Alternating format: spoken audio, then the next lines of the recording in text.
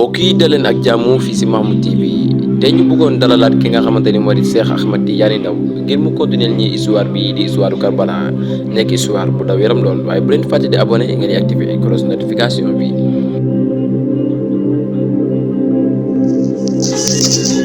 أعوذ بالله من الشيطان الرجيم بسم الله الرحمن الرحيم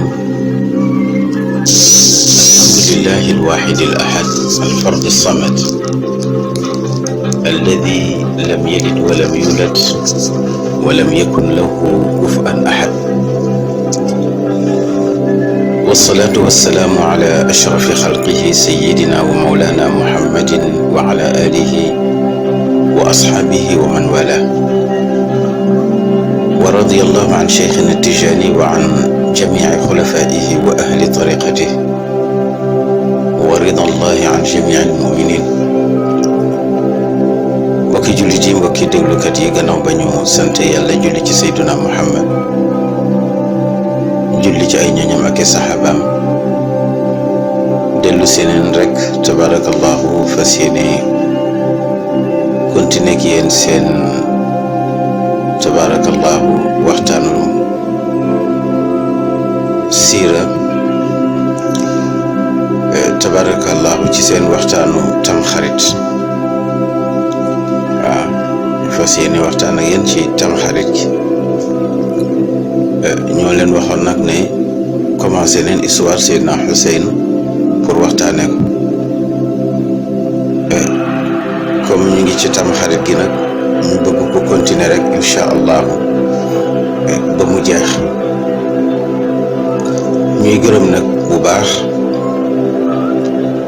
groupe bi ci ni muy doxee wax dëgg yàlla rafetlu nañu initiative bi nga xam ne ñenn ci mbokk yi jël nañu ko tabarakallahu te moo di wàccee kaamilu alquran ci bisu tam xarit gi muy lu am solo ndax alquran mooy li ñu yonent bi bàyyee gannaawam ñu war ko fonk di ko jàng ndax ngëneel yu rëy dafa nekk ci jàng ko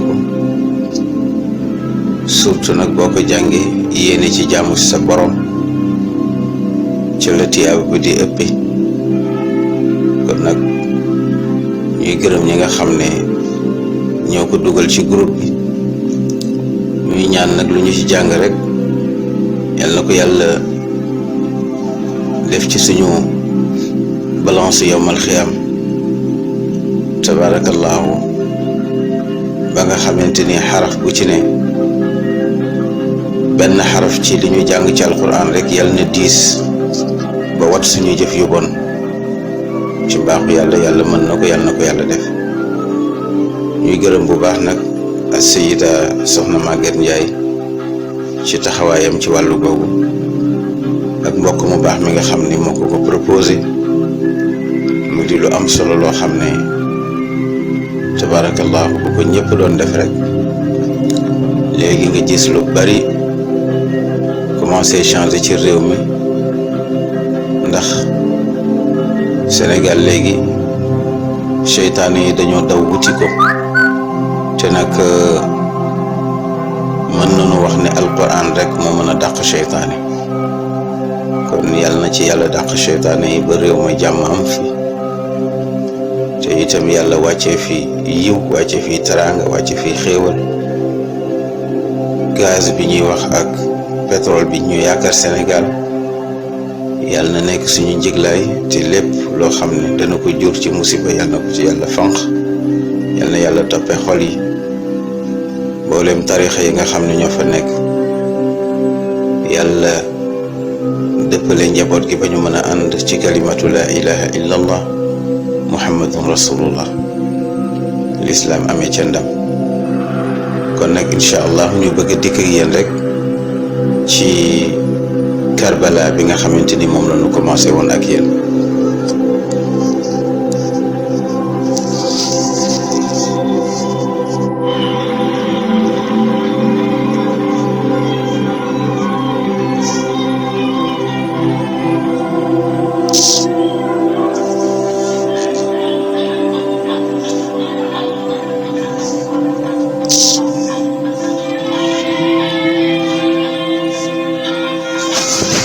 tabarakallahu mu mel ni Seydina Xuseyn alayhi salaam yebal na doomu baayam di Muslim ibnu Aqil pour mu xoolal ko laablul ko xabaar bi ndax lettre yi nga xam ne bind nañ ko di ko woo foofu ci Kuufa ngir jaayanteeg moom nañu jaayante woon ak baayam ndax ku ne xam na ne Seydina Ali karamallahu wajha bi ñu ko falee xalifa mission bi yëpp mu ngi ko defee foofu ci Irak wante ñi xam irakien yi xam nañu ne duñu ay nit ñu wér nit ñu bëgg àdduna lañu te itam amuñu benn décision lu ñu dugg rek mën nañ ci génnaat ci saasi mu mel ni bi nga xamante ni Seydina Ali génn na àdduna te ñu rey ko boom ko foofu ci Iraq ñu denc ko foofu ci Irak dañu jaayante woon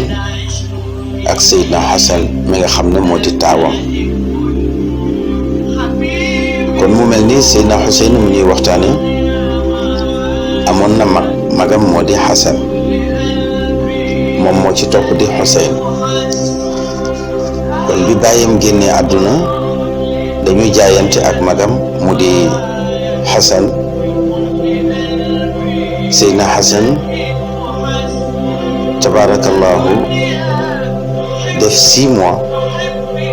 ci xilaafa gi doon bàyyam nekk xalifatul muminin yàlla dogal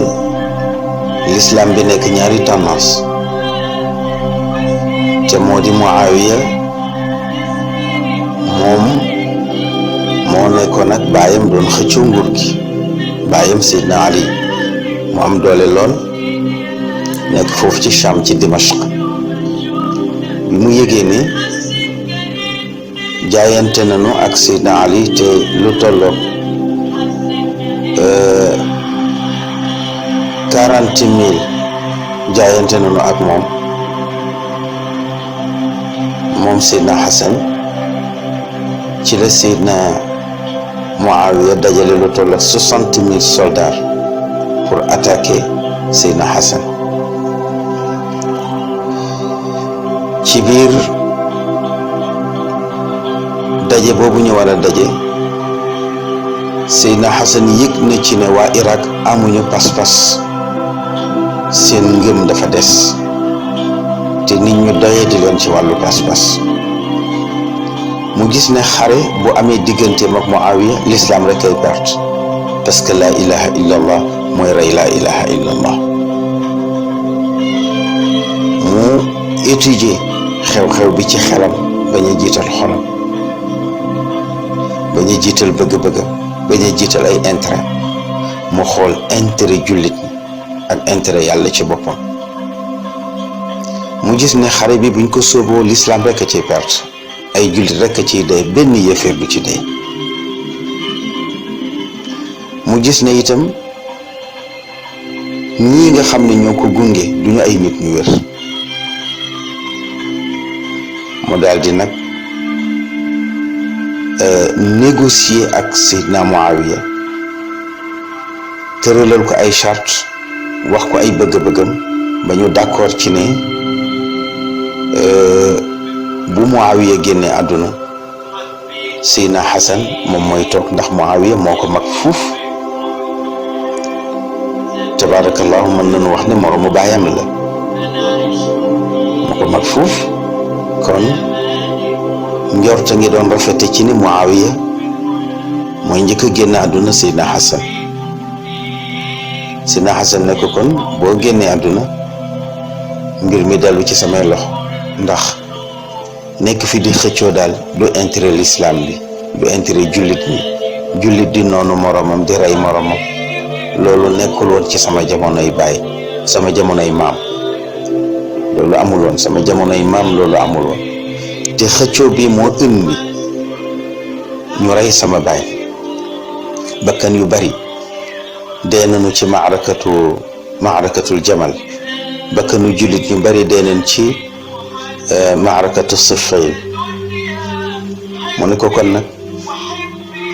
du ma yenu responsabilité bu toll noonu ñaari soldaar daje kenn ku ne gëm yàlla gëm yonent ñuy rayante mel ni yéeféer ak mooy rayante jullit loolu duma ko def tabarakallahu Seydina Xasan moomu nag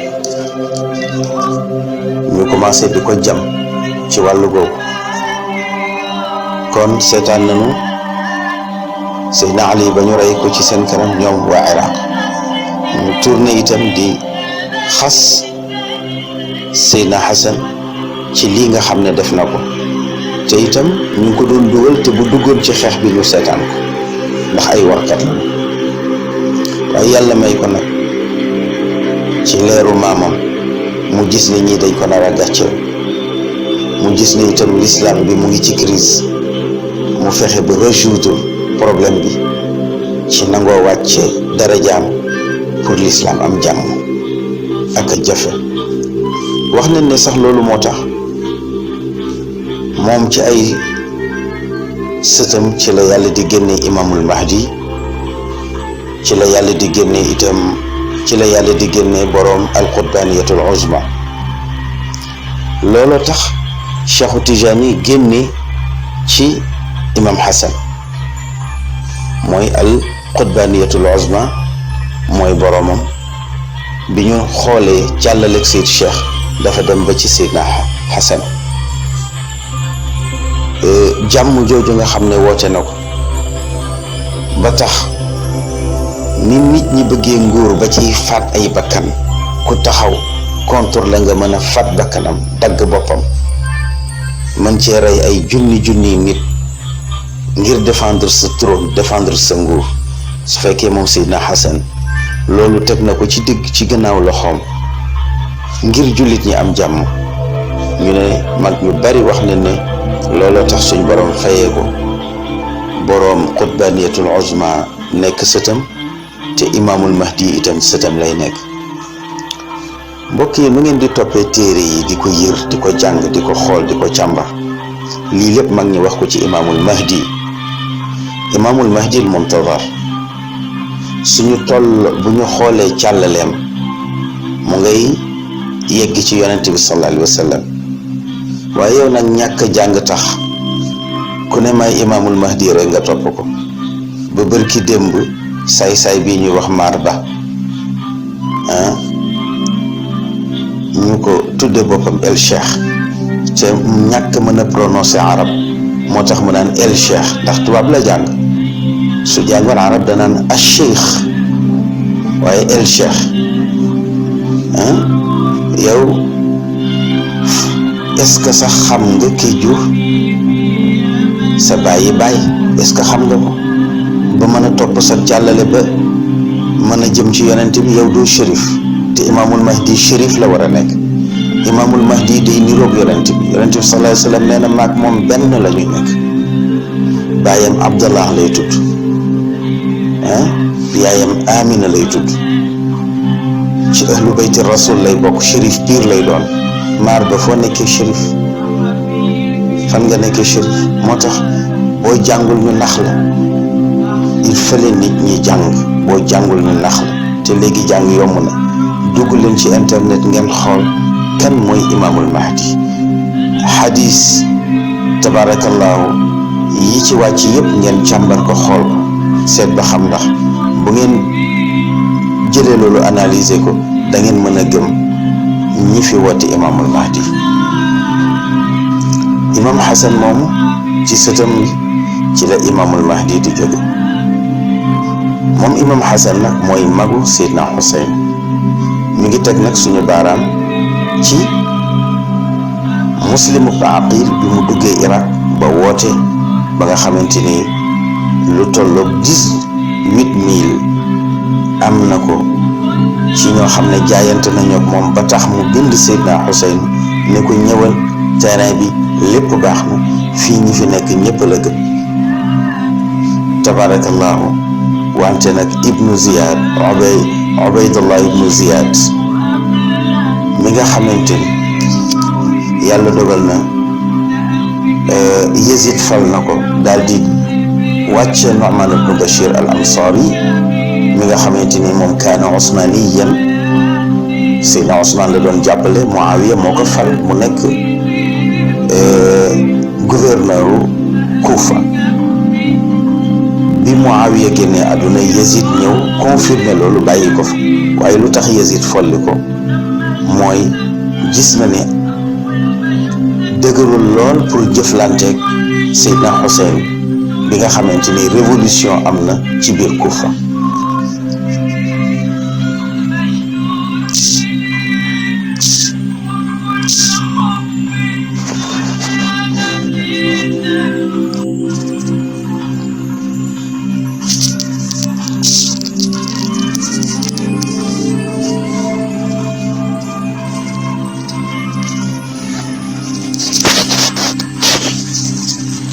Seydina Xasan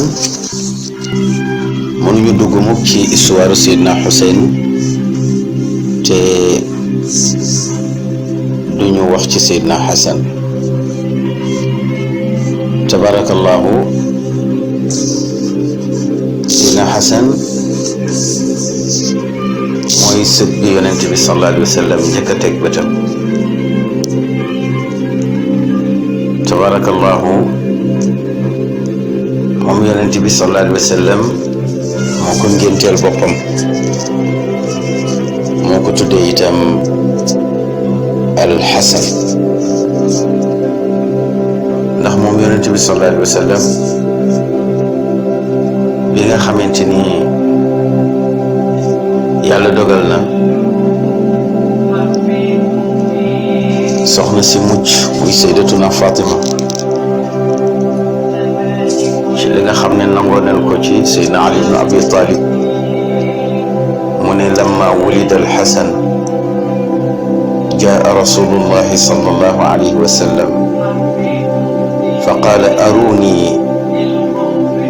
ibni wa qaala ma sammaytumuhu qultu sammaytuhu xarba qaala bal huwa xasan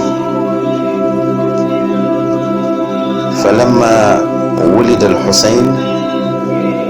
سميناه حربا قال بل هو حسين فلما ولد الثالث جاء النبي صلى الله عليه وسلم فقال أروني ابني ما سميتموه قلت سميته حربا قال هو محسن ثم قال سميتهم بأسماء ولد هارون عليه السلام وتوفي محسن صغيرا. Seydina Xuseyn magam ju baax ji di Seydina Xasan Seydina Ali mi seen bàyyi nee na bi Asan juddoo nekk premier sët ndax alxasanu ibnu ali la ñu wax ibnu abi talib ibni abdil muttalib ibnu hashim ibni abdi manaf alqurashiy alhashimi sibti nabiyi sallallahu alayhi wa sallam wa huwa awalu awlaadi fatima binti rasulillahi sallallahu alayhi wa sallam sayyidati nisaai alaalamin. Seydina Xasan Seydina Ali moo ko jur Seydina Ali Abu Talib a ko jur Abu Talib Abdul Muttalib a ko jur Abdul Muttalib Hachim moo ko jur Hachim Abdu Manaf a ko jur kon Seydina Xasan Qurayshi la Hachimi la di sëtu Yonent bi sallallahu alayhi wa sallam di premier doom bu Sayyidatuna Fatima njëkk a teg bëtam. Seydina Ali nee na bi mu juddoo Yonent bi sallallahu alayhi wa sallam moo ko ngénte waaw aqa anhu sallallahu alayhi wa sallam yawma saabi'ihi moo wat kawar ga mu digle ne nanu peese kawar gi lu mu tollool ci xaalis ñu saraxe ko. Seydina Ali nee na bi Xasan juddoo yonent bi dafa ñëw ci kër gi ne wan leen ma sama sët. nee na ñu wan ko mu laaj ma ne ma koo ko tuddee noo ko tuddee ma ne maa ngi ko tuddee xarb bii firi xeex, guerre laa tuddee sama doom bi. yonent bi ne bal huwa Xasan, man day Asan laa tuddee. Seydina Ali ne ko kon nag wéy na, man sama kër loo fi wéyal rek waaw loo fi wax rek moom la ñuy wéyal. mu ne kon nag dindi naa guerre bi tuddee ko lu rafet alxasan mooy lu joli lu rafet. tabaarakallaahu. nee na ñu teg ci juróom fukki guddi sayyidatuna Fatima daan di jàppaat ëmb. looloo waral ñu ne Asan ak Useynu ñu bari foog na ay cheikh la fekk soxna si daf leen nef. waaw daf leen nef bi muy nàmpal Seydina Xasan juróom fukki guddi leen ci teg mu jàpp ëmb. tabaarakallaahu. moo tax ñu bari bu ñu amee ay cheikh tudde leen Asan ak Useynu, mais Asan ak Useynu du ñu ay cheikh, soxna si daf leen nef. mu ngoog. nee na bi Xuseynu juddoo itam yonent bi ñëwaat ci kër gi sallallahu alayhi wa sallam mais wan leen ma sama sët. indil ko xale bi mu ne Seydina Ali noo ko tuddee mu ne ko sama tur wa ma jàppoon daal di Xarb te ma tuddee woon ko magam moom laa ko tuddee. yonent bi ne déedéet bal huwa Xuseyn. ba tey rek génnul lu rafet, ndax alxasan mooy lu rafet, alxuseyn mooy lu rafet. dégg nga dañ ko tasxiir rek lu rafet lu mat sëkk ak loo xam ne as lu rafet mooy xuseyn.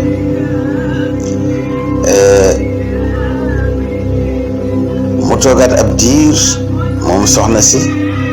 yàlla may ko mu amaat beneen doom. yonent bi sallallahu alayhi wa sallam ñëw ne arooni bi nii wan leen ma sama sët bi. ñu daal di ko koy wan mu téye ko daal di laaj Seydina Ali koo ko tuddee noo ko tuddee mu ne ba tey rek samaytu Xarba. moom daal Seydina Ali moom xam naa daf di jàmbaaru xare moo tax mu bëgg baat bi ne daal ba tey sama xel mu ngi jàpp rek Xarb. yonent bi ne déedéet bal huwa Muhsin. nee na Muhsin laa ko tudde. ba pare ndeysaan ne Seydina Ali samaytuhum bi asmaai waladi Haarun. mu ne ko dama leen tudde doomi Haaruna ya. Haaruna am na ñetti doom, kenn ki Xasan la ko tudde, ki ci des mu tudde ko Xuseyn, ki ci des mu tudde ko Muhsin. waaye nag ci làkku Ibra. ci làkku Ibra ndax soo bëggee wax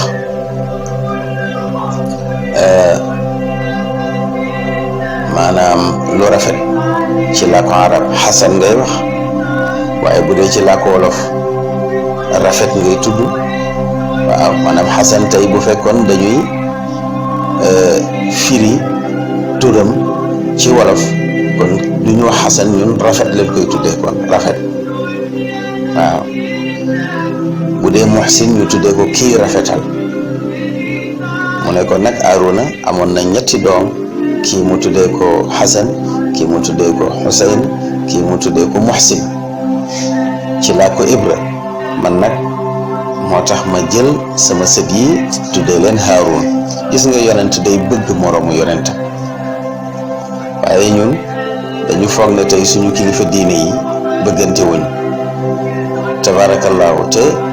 yonent yi yëpp bëggante, kenn ku ne jàppee sa mbokk. waaw moo tax boo foogee yow taalibe murid bi wala yow taalibe tijaan bi mais Sëñ Tuubaa ak Alaaji Maalik dañu bañante juum nga waaw déedéet yow yaay jàpp loolu. gis nga yahut ak nasaraan ak musulman yi ni ñu juboo di ko mais gis nga seeni kilifa ni ñu juboo. xoola yonent bi ay sëtam daf leen tuddee juif yi nga xamante ni arab yi rek la ñu bañ ba loolu moo waral Israël mais nga gis leen ñuy rayante tabarakallahu ak jullit ñi ca Palestine ñu ngay rayante te teewul gis nga yonent bi sallallahu alayhi wa sallam moom boo laajee boo toppee histoire xóotal sa gëstu da ngay gis ne ndeke sëtam yu baax yi nga xam ne nee na ñooy sangu jeune àjjana yi ñooy ay parfum da daan téye Xuseynu du wax ne yàlla bëggal ma Xuseynu ndax dama ko bëgg waaw mu ne Xuseynu cër la ci man waaw ku ko bëgg rek bëgg naa la tabaarakallaahu xam nga ni kooku ñooñu mu am tuddee leen tabaarakallaahu yonent boo xamante ni juif nga mu jël turu doomam nga tuddee ko ay sëtam nga xam ne ñu baax ñëpp a bëggante ñu bon ñi nag ñoo fi nekk di taqatle waaye ñu baax ñëpp a bëggante moo tax alquran wax ne amana rasulu bima unzila ilayhi min rabbihi waaw ba ca laa nufarriqu bayna ahadin min rusuli kon Seydina Xasan a ngoog moo tax bi nga xamante ni yàlla dogal na mu donn baayam dañ ko boomee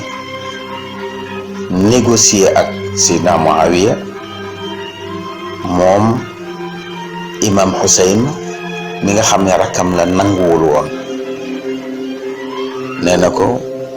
kii daf lay wor d'accord nga ak moom ci bu génnee àdduna yow yaay doon xalifa ndax mag la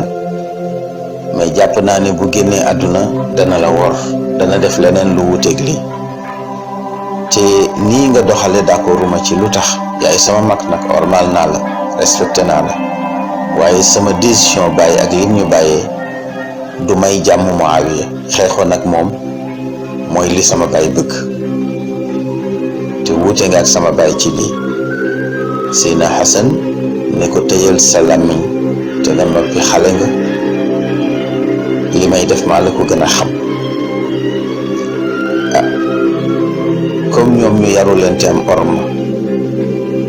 te kuy wut yar ci ñoom nga koy wute ndax yàlla leen laabal yàlla leen sellal Seydina Xuseyn ni ca yar ba ak teggin ba mu ne pat waxul dara waaye nag d'accordul ak magam waaye itam opposé wu ko Seydina Xasan nag xam na ni waa Irak ay warkat lañu duñu ay nit ñu wér mu faf nag gedd Irak dem Madinatul Munawwara dellu ca fa ñu denc maamam ak yaay ji ko jur muy Sayyidatuna Fatima mu toog nag mag waa Irak yi nag di ko xas mu ne rey ngeen sama baay ba noppi di ma jam di ma sànni ay kàddu yi ñaaw bay wax ne bëgg jigéen ju mu takk rek moo waral talul nguur gi te bu fekkonte ne loolu ñu wax dëgg la su jiite woon jullit ñi ci lay am possibilité gën a mën a takk ndax ci la alal ji di ñëw mu mën a def lu ko neex waaye dafa bokkoon moom ci sunnaam moom Seydina Xasan mooy daawul téye jabar da daan fase rek takk di fase rek Seydina Ali jàmbat na ko ba ne waa Irak yi bu leen ko mayeti soxna comme moom mënta téye jabar bu leen ko mayeti soxna moo tax fase na lu toll lu jege téeméeri jabar waaw moom daawul caaxaan waaye da daan takk waaw bis bi mën na cee fasandoo ñaari soxna mais mën na cee takkandoo sax tabaarakallaahu ñaari soxna ñetti soxna waaw ku tabe woon la nag ku mënoon a teral jigéen moo tax jigéen ñi bëgg ko ci tisam dafa niroo woon ak maamam lool sax. Seydina Xasan dafa niroo woon ak maamam yonent bi sallallahu alayhi wa sallam wax na lu ne moo gën a niroo maamam ci Xuseyna ndax dañ ne la ko dalee ci dënn ba jëm kaw loolu la gën a niru maamam bu la nay jàkk rek nga jàpp ne yonent bi nga jàkkaar lool ca taar baak lépp waaye Seydina Xuseyna nag jëmm ji boo ko séenee muy dox rek da ngay bu la wanee gannaaw sax da ngay foog ne yonent bi la ndax moom la ko dalee ci dënn ba wàccee suuf lépp daf ko niru yonent bi sallallahu alayhi wa sallam tànk yaag ne yonent bi xawoon a rinki tuuti waaw tabaarakallaahu doxin waag yëpp loolu la ko Seydina Xuseyna gën a niroo maamam moom mu gën a niroo maamam ci la ko dale ci dënn ba jëm ba ca kaw tabaarakallaahu moo tax jigéen ju mu masaana takk nga kontaan waaye bu la fasee nga bëgg a dof moo tax Seydina Ali daan wax ne damay ragal lii muy def di ñu jural noon ñun ahlul bayt waaw ñun ahlul bayt ndax ku ne xam ne fasekat dagan na waaye nag moo gën leneen waaw takk di fase moo gën leneen. Seydina Xasan tabaarakallaahu ñëw nag Madinatul Munawwara daal di toog Seydina Muawiya mu ngi koy xaar moom Seydina Xasan ci li ñu waxante ndax dana ko def wala déet waaye Seydina Muawiya moom am na leneen lu mu nar te li mu nar moo di war Seydina Xuseyn ak Seydina Xasan ci li mu waxante ak ñoom ci ne tabaarakallaahu bu génnee àdduna dana leen jox nguur gi parce que Seydina Xasan lim ko wax mooy lislaam nar a perte ci lii ñu nar a def ñi jaayanteeg man bari nan ñi jaayanteeg yow bari nan ñu tappaloo di xeex lislaam a ciy perte waaye moom Seydina Muawiya bi mu ñëwee Makka commencé campagne am te boobu màgge na wóolootul boppam muy campagnal doomam pour fal ko mu daal di woolu ñi ñu tuddee al abadila te mooy Abdullah ibnu Zubayr Abdullah ibnu Abbas ak Abdullah ibnu Omar ne leen yéenay abadila yi nga xam ne yéen a doon ndaw ci keppaaru yonent bi sallallahu alayhi wa sallam li ma bëgg nag mooy bu ngeen jàppalee sama doom tabaarakallaahu su ma fi jógee mu falu ndax xilaafa gi dañu dénkaane woon yonent bi dafa dénkaane ne ci Quraysh lay jóge looloo taxoon waa Medinatul Munawwara mënuñu woon a nekk xalif bi ñu wootee gannaaw yonent bi ne alxilaafatu lil ansaar Seydina Abubakar ne leen xalifa bi ci Quraysh lay jóge maanaam ci muhaajiruun yi lay jóge kenn ku ne def discours ci ñetti Abdallah yooyu Abdullah ibnu Abbas jóg def discours am wan ko ne ko ñi gën a yeyoo xilaafa gi yor sa gannaaw moo di ahlu bayti rasul wante nag comme dañu ne ki war a doon yonent bi Màkka lay bokk Màkka lay jóge bokk ci Quraysh te sa doom ci Quraysh la bokk kon mënuñu ko xañ xilaafa gi kon nag mbir mi nañ ko bàyyi ak ñi nga xam ne ñooy fal ñu seet ku leen doy ci Quraysh ñu fal ko waaye junj na ko ci biir waxam ne ko ku gën sa doom a ngi fi te moo di Xuseyn ko xam ne dogitu yonent bi Abdullah ibnu Omar daal di jóg moom itam wax waxam ju jekk waaye ci biir wax ba dana yëg ne xolam a ngi ànd ak Xuseyn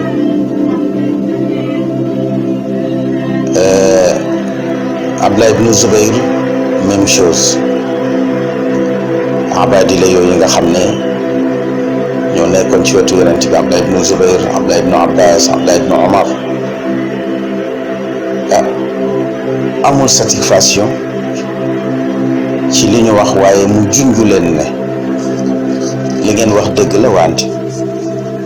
su dee ne lool la kon bi fi yonent bi jógee sallallahu alayhi wa sallam mbir mi du dem ci Abubakrin, te Abubakrin moo ko donn, te booba am na ko gën a jege yonent bi Abubakrin joxuñu ko ko, te mooy Seydina Ali. mu ne gannaaw Abubakrin tam ba ñu dajee waxtaan ko war a donn, Seydina Omar a ko jël, te Seydina Omar am na ko gën a jege yonent bi sallallahu alayhi wa sallam, te mooy Seydina Ali. ba mu fi jógee moom itam ñu daje waxtaan, Seydina Ousmane leen ko jox, te Seydina Ousmane am na ku ko gën a jege yonent bi. kon nag sama doom su jëlee xilaafa gi te am keneen ku gën a jege yonent bi itam, donte Seydina Aboubacar rafetaloon na, donte Seydina Omar rafetaloon na, donte Seydina Ousmane rafetaloon na, jaadu na man itam sama doom war a nekk xalifa, donte Xasan a ngi fi, Xuseyn a ngi fi. kon moom ci biir waxtaan wane na ne donte Xasan ak Useynu ñu ngi fi nekk ay sët, moom jàpp na ne doomam moo yey ci nekk xalifa. ci la nag jógee Médine war a dellu nag Cham ca Dimashq. ba mu demee nag ci la bind benn lettre dénkaane ci ne bu génnee àdduna na ko Yezid donn. daal di bind nag benn ndénkaane jox ko, di ko ca ñaax nag ne ko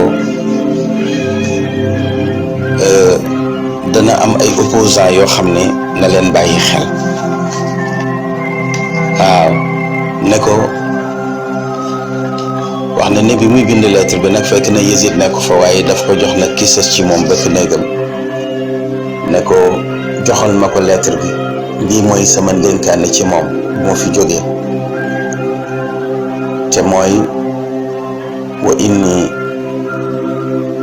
la ataxawafu an yunazi'aka hada al amr illa arbaatu nafarin min Quraysh. mu ne ko xilaafa gi ma lay jox yow sama doom, jàpp naa ne ñeenti nit rek ñoo ko mën a xëccoog yow ci Quraysh, ndax ku mel ni Xuseyn waa Irak duñu ko bàyyi mukk, ndax nañu jàppale woon baayam noonu leen koy jàppale, te li Asan def neexu leen. kon moom ci boppam daañu ko xiirtal, xemmem loo ko xilaafa gi, te bu boobaa itam dana la opposé. loolu na nga ko bàyyi xel. wante nag fa in xaraja alayka fa dafarta bihi fasfax anhu fa inna lahu rahiman wa xaqan azima. mu ne ko sama doom, kii di Xuseyn di doomu dogitu yonent bi sallallahu alayhi wa sallam muy sayyidatuna Fatima, di sëtam direct. doom saa bu ñu ko xiirtalee ci yow ba mu jóg di xëccoog yow nguur gi ba tax mu génn attaqué la, boo xeexeek moom ba jàpp ko na nga ko jëkkër, na nga ko ormal, na nga ko jox cëram ci mbokk gi leen boole, ndax sa cousin la. bi ci des itam na nga xam ni moo la gën a yey ci nguur gi nga xam ne moo tegu ci sa loxo, ndax xilaafa maamam la. loolu la ko dénk ci Seydina Xuseyn, te wax na dëgg. mu ne ko ki ci des mooy Abdurahman ibnu Abi Bakrin, moom itam na nga ko bàyyi xel, waaye moom sax day du nit ko am solo, ndax nitu bakkan la, ñaare du créer dara day toppandoo rek te itam dara du yitteem lu dul jigéen kon kooku du la tardeel mu ne ko ki ci des mooy di Abdullah ibn Omar mu ne ko nitu xam-xam la ak diine xam naa ne moom lu muy def diineem la ciy jiital tabaarakallaahu te bu ñëpp jaayanteeg yow rek du bëgg lu tas mbooloom jullit mi dana jaayante ak yow mu ne ko ki ci des moo di Abdullah ibnu Zubayr mu ne ko huwa alladi yajthumu laka juthuma al asad wa yuraawixuka murawaqata althalab fa in amkanathu fursa wathab mu ne ko jëmm ji nag nanga ko moytu te moo di Abdullah ibnu Zubayr mu ne ko dana boofinu gaynde di la ëkku bëgg a dal ci sa kaw te fu mu la jekkoo rek dana la song nee na dana la xiiru nag xiirug njàppaan wala xiirug till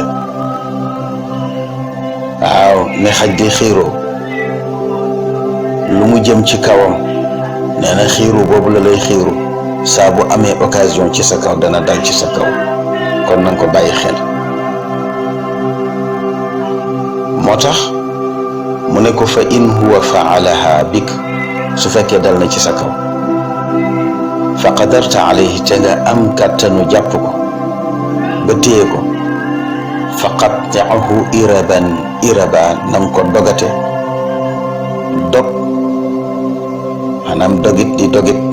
nga ko rey ba daggate yaram wa mu ne ko nag waaye usika bi Qurayshi xayra maa ngi lay dénk sa mbokk yi di waa Quraysh nga jëflanteeg ñoom ci yiw xam ne ak mbokk bu dëgër moo leen takkatle Seydina Muawiya loolu la dénk doomam ji di Yazid moo tax bi nga xamante ni génn na àdduna ba Yazid toog ci xilaafa gi fekk ma mu ngi fal ku ñuy wax Walid ibn Uqba moo nekkoon gouverneur Médine ci jamono jooju mu bind ko lettre ne ko góor gi nag génn na àdduna waaye bëgguma xabaar bi siiw te ñii jaayante wuñu bu ñu jaayantewul ci jàmm na nga leen forcer ba ñu jaayante te mooy Seydina Hussein Abdullah ibnu Abbas Abdullah ibnu Omar Abdullah ibnu Zubayr moo tax bi lettre bi yegsee Walid ibnu Uqba daal di ciy diisoo ku ñu wax Marwan ne ko balaa ñoo yëg ni góor gi génn na àdduna te moo di Muawiya na nga leen convoqué ñu ñëw nga wax leen ñu jaayante ku ci bañ nga rey ko yàlla dogal biñ leen convoqué kenn ku ci nekk sa xel ñaaw na ci ne waa ji waxtu wi ñu convoqué daawu ci recevoir ñu ñaaw ci njortu waajal seen bopp ba Seydina Xuseyn ba mu demee ñu gaaral ko ndax moom ba mu gisee Marwan ak Walid te jubóowuñu dafa foogoon ne sax tabaarakallaahu xëy na dañ ko woo pour mu jubale leen wala leneen waayante mu jige rek ñu wax ak moom ci wàllu jaayante mu ne leen kon xanaa Muawiya dafa génn àdduna ñu ne ko effectivement ñu ne ko dañu bëgg nga jaayante mu ne mënuma jaayante te nit ñi jaayante wuñu ba noppi may leen ma waxtaan ak ñi ma war a waxtaanal balaa maa jaayante ba mu fa jógee Marwan dafa mer ne Walid waxoon naa la ni soo ko mayee jàmm pour nga jotaat ci moom problème la waaw soo ko mayee jàmm pour nga jotaat ci moom problème la kon li nga waroon a def rek muy tëj ko fii bu bañee nga rey ko. Walid ne ko maay rey nag dogitu yonent bi sallallahu alayhi wa sallam, maay rey koo xam ne mooy sayyidu shababi ahlil janna. commencé di tudd nag manaqib yi nga xamante ni moom la Seydina Xuseynu làmboo woon te yonent bi seede ko ci moom, wax ko ci moom, wax ko ci magam. tabarakallahu ne ko ndax danga may dugal ci ma rey ku tedd nii. waaw ne ko nag yi may dugal man xaw ma ko.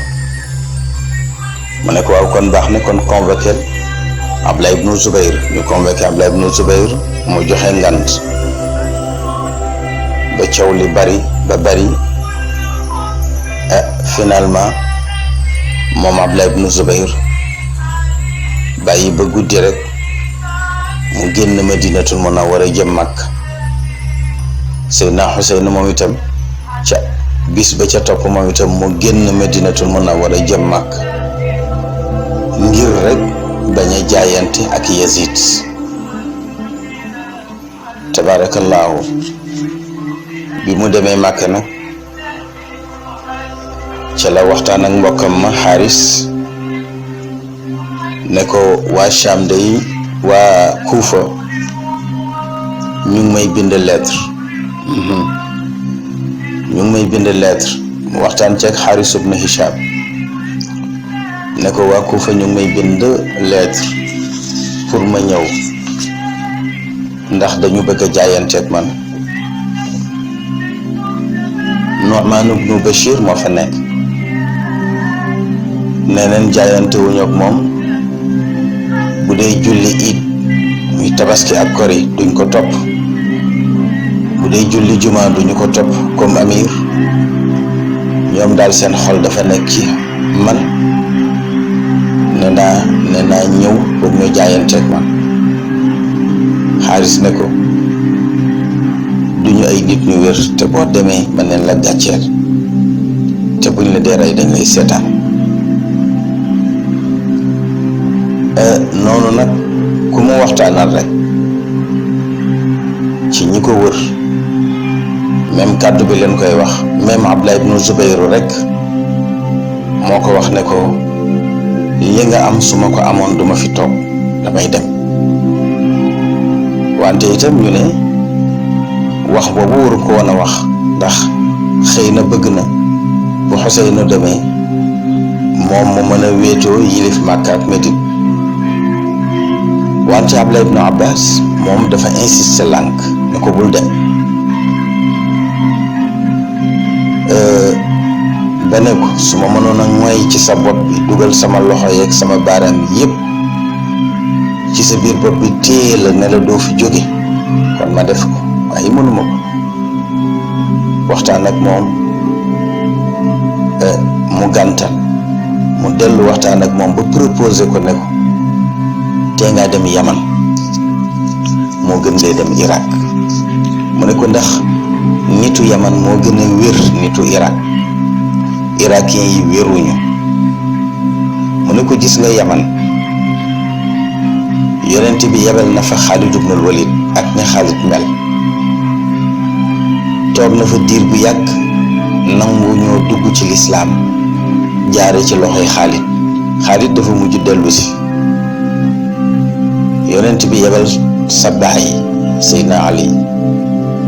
mu ñëw fa def discours. tabarakallahu waa Yaman yépp daal di tuub dugg ci lislaam. mu ne ko ñooñu ni ñu bëggee sa baay jéggi na dayo te duñu ko war. tee ngaa dem foofu ba am